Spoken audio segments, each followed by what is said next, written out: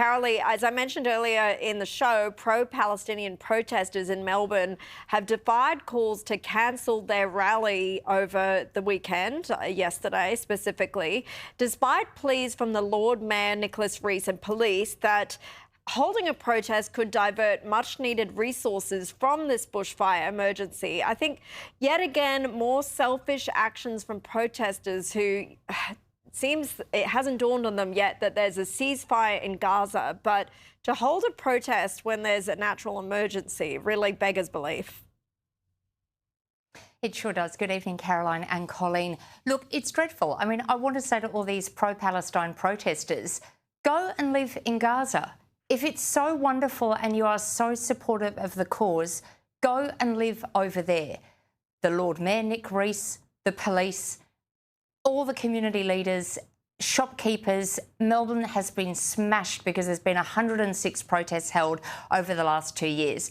It shows that they are very selfish. Did any of them think of volunteering to go and fight the fires? No. I'm not even going to dignify the horrific slogan that they use because they are calling for the destruction of the only democracy in the Middle East. But it is true to say that this is now rent-a-crowd.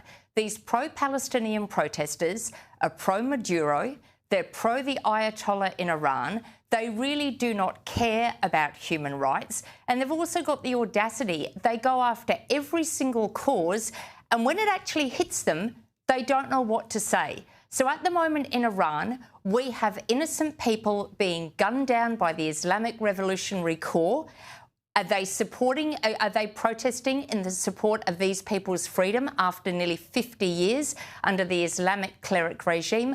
No, they're not. And then they've also got the audacity to then go and march for gay rights when they're actually supporting a regime that kills them. It is absolutely insane. And you know what? It is absolutely amazing because I've come to the conclusion that these people, someone must be paying them. They seem incredibly well organised with every flag under the sun, every T-shirt printed immediately. This is an organised group worldwide and calling for the destruction of a democratic country of Israel, the absolute destruction of it, and the murdering of Jewish people is absolutely abhorrent. And yes, Caroline, on a day with the Victorian bushfires, resources were diverted with these ridiculous protests that actually hold no weight whatsoever.